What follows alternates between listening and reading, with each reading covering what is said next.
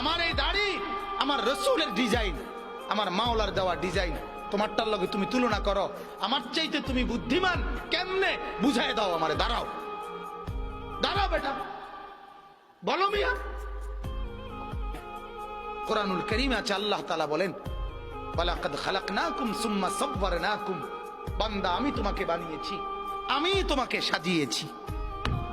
বানাইছে কে? সাজাইছে কে? হ্যাঁ, এটা কোরআন। আল্লাহ বলে আমি বানিয়েছি, আমি সাজিয়েছি।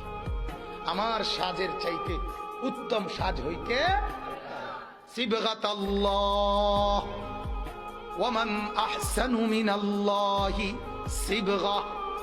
আল্লাহ বলেন বান্দা আমি মাওলার রঙে রঙিন হও, আমি মাওলার রঙের চাইতে উত্তম কোন রং ঢং আর হইতে পারে না।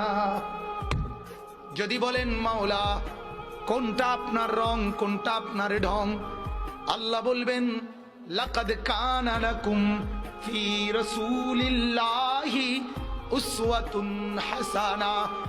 আল্লাহ বলবেন বান্দা ওই যে আমার এক বন্ধু পাঠিয়েছি, যে বন্ধুকে 63 বছর জমিনে রেখেছি, যে বন্ধুকে 23 বছর দিবানিশি তোমাদেরকে দেখিয়েছি, বন্ধুর হাসি, বন্ধুর কান্না, বন্ধুর হাঁটা, বন্ধুর চলা, বন্ধুর আহার, বন্ধুর নিদ্রা, বন্ধুর চলন, বন্ধুর বলন, বন্ধুর আচরণ, বন্ধুর উচ্চারণ, ওইগুলোই হচ্ছে আমি মাওলার রং আর ঢং। সে বন্ধুকে মুহাম্মাদুর রাসূলুল্লাহ সাল্লাল্লাহু আলাইহি ওয়াসাল্লাম।